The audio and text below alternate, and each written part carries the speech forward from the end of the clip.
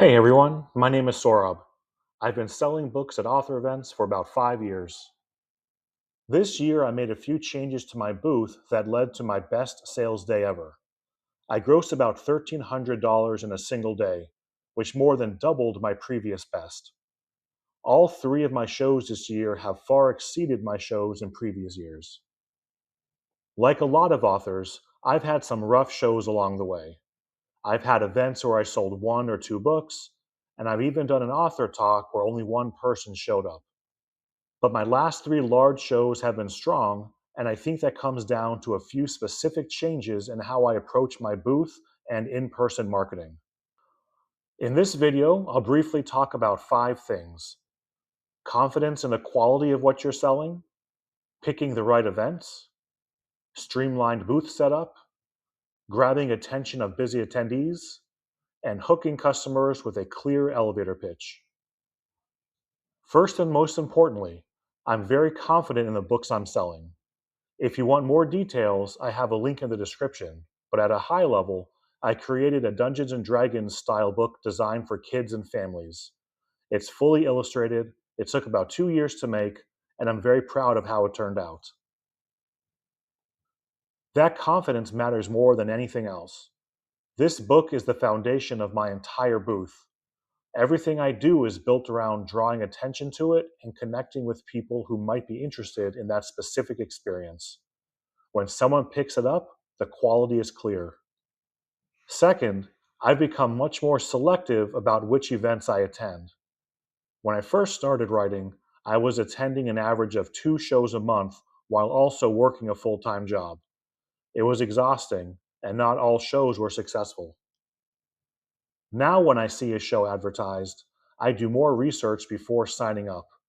I look at their online presence, check their social media, and ask other authors if they've attended it before. I've found that not all events are the right venue for me. Large general audience events have been much stronger than smaller local author fairs, even when those fairs are focused on children's books. There's definitely some trial and error here, but being more selective has made a big difference. By the way, if you're finding this video helpful, please hit like and subscribe. It really helps. Third, I've streamlined my booth setup. I have a separate video that goes into detail on the products I use to create my booth, and there's a link in the description. So far, I've published about 10 different books across a few categories. I'm proud of all of them, but I've also improved a lot as a writer, and my newer books sell much better than my older books. So instead of bringing every book to every show, I now curate what I put on the table. I don't want my message to be, I sell children's books. I want my message to be unique, specific, and clear. That leads into the next point, which is grabbing attention. At larger events, you're dealing with a constant flow of people. It's crowded, it's loud, and everyone is distracted. You only have a couple of seconds at most to get someone to notice you. At the Tucson Festival of Books, which gets around 100,000 attendees each year, I was sharing a booth with 3 other authors, so I only had 3 feet of space to work with. In that environment, clarity is really important.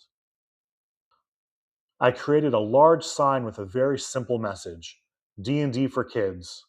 The artwork is vibrant, and the text is easy to read from a distance.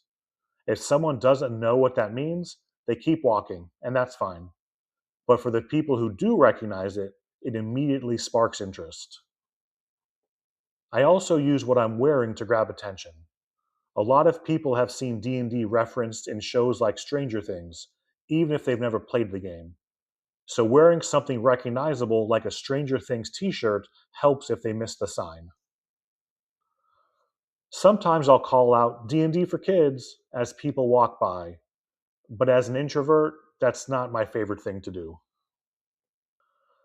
Finally, once someone stops at the booth, I need to keep their attention and move the conversation forward quickly. I keep my opening questions very simple. I'll ask something like, "Do you play D&D?" or "Have you ever thought about playing D&D with your kids?" From there, I adjust based on their answer. While I'm talking, I'll pick up the book and ask if they'd like to take a look at it. The book is labeled display copy, take a look, because I want people to flip through it. Once it's in their hands, they can see the artwork, feel the quality, and flip through it themselves. At that point, I focus on a few key talking points like the original artwork, the lack of AI artwork, the amount of content, the playtesting we performed, and how accessible it is to new players. After you give the pitch a few dozen times, just remind yourself to slow down, as it's natural to start speeding through it and overwhelming people. My pricing is clearly displayed, and I have a flyer they can take if they're not ready to buy right away. I also want to spotlight another author whose booth is a great example of doing these things well. Kathy McMahon and I have done a few shows together, and we're both members of the Society of Children's Book Writers and Illustrators, which is a great group. There's a link in the description.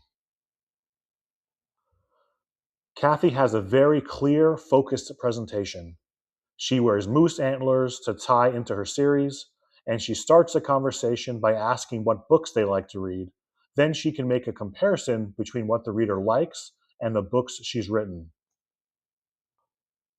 She has a simple message of an 8-year-old boy meets a friendly moose named Mortimer, and they set out on a series of adventures. She doesn't immediately jump into describing each book in the series, which would overwhelm the customer. She customizes what she says based on what the customer likes to read. Kathy's combination of a strong visual hook and a clear description pulls people in right away if there's any interest. She also talks with the parents about her background as an elementary school teacher and why she chose to write these books when she retired.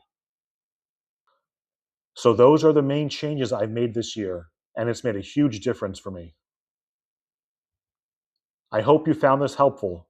If you did, please consider liking and subscribing. It really helps your channel grow and reach more authors. Thanks for watching.